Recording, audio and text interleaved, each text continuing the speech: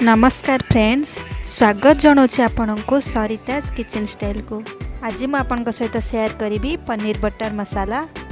एबे कार्तिक मास चली यही मासरे बहुत लोग आमिष और पियाज रसुण खाई न थांती। यही पनीर बटर मसाला को मु बिना पियाज रसुण रे तैयारी करिछि। तेणु आपण माने यही रेसिपी को ए कार्तिक मासरे किंबा जेकोसी ओषा व्रत रे बनेकी खाई परिबे। आशा करुछि आजिर रेसिपीटी आपण मानकु निश्चित पसंद आसीबो।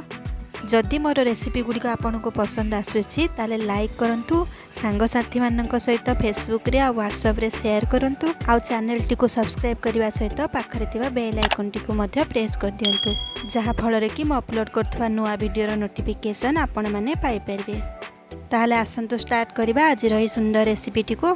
गोटे करेई रे मु हाफ ग्लास पानी नेछि, सेथिरे मु गोटे इंच अदा को छोट छोट करी काटिकी नेछि, गोटे दालचीनी, 4टी लवंग, 2 ରୁ 3ଟି गुजराती, 15-16टी काजू, 3टी टमाटो को मु काटिकी रखी ताकू पकई दबा, 2टी सुखिला लंका नेछि। एबे सब को भल भाव में गोले दबा और लिड टी को कवर करी आको 5 मिनट पई फुटिया को छाड़ दबा।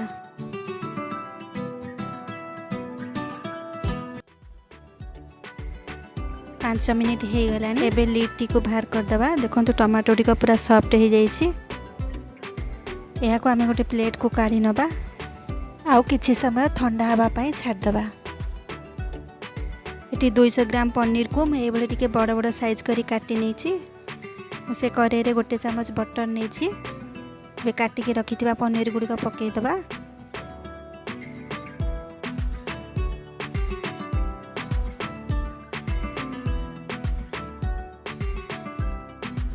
सेथिरे पकेबा हाफ चम्मच हल्दी पाउडर, हाफ चम्मच काश्मीर लंका पाउडर और हाफ चम्मच लूण।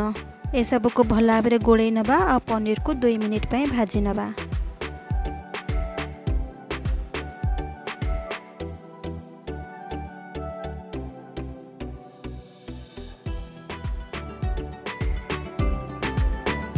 देखंतु पनीर एठी भाजी हो गलानी। पनीर को आमे गोटे प्लेट को काढ़ी नबा। जेहेतु आमे पनीर बटर मसाला बनाऊे से मुझे सेम करेई रे नेछि 2 चम्मच बटर आ गोटे चम्मच रिफाइन तेल। से आमे पकई दबा गोटे तेजपत्र, हाफ चम्मच जीरा। जीरा को आमे टिके भाजी नबा।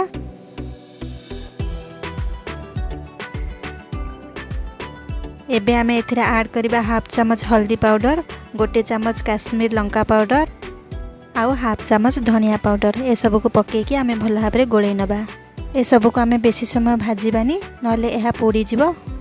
एबे जो प्लेट रे मो टमाटो और काजू को ठंडा हवा पई रखितली ता गोटे ग्राइंडिंग जार रे दे दबा आउ यार गोटे फाइन पेस्ट बने नबा आउ यह को ए मसला सहित मिसई दबा।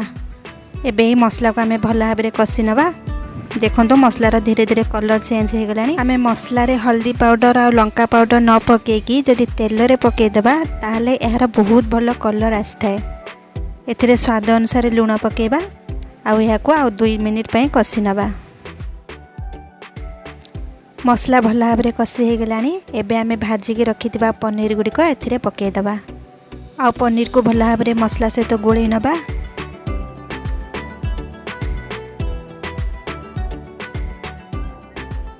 एबे पनीर टी भल भाव में मसला सहित कसी हो जाइछि। एबे आमे एथिरे दे दबा पानी। पानी मु एथिरे पाखापाखि गोटे ग्लास देछि। यह को भल भाव गोले नबा और तार लिड को कवर करिकी यह को 2 ରୁ 3 मिनिट फुटिया पई छाड़ दबा।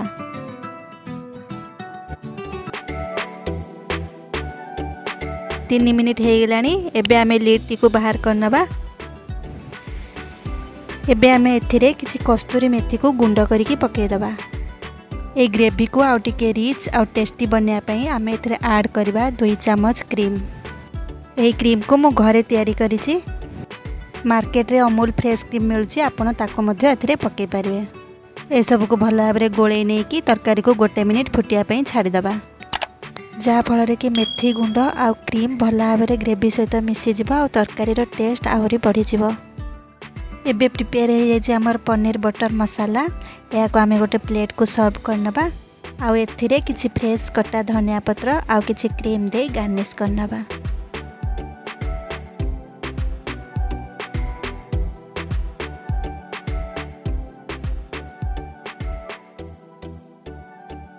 ଏହାକୁ ଆପଣ ଘରେ ପ୍ରିପେୟାର କରନ୍ତୁ ଆଉ ଆପଣଙ୍କର ଏକ୍ସପିରିଏନ୍ସ ମୋ ସହିତ ସେୟାର କରିବାକୁ ବିଲକୁଲ ବି ଭୁଲିବେନି। ପୁଣି ଦେଖା ହେବ ଗୋଟେ ନେକ୍ସଟ ରେସିପିରେ। ସେତେବେଳେ ପର୍ଯ୍ୟନ୍ତ ବିଦାୟ ଦିଅନ୍ତୁ। ରହିଲି, ବାଏ।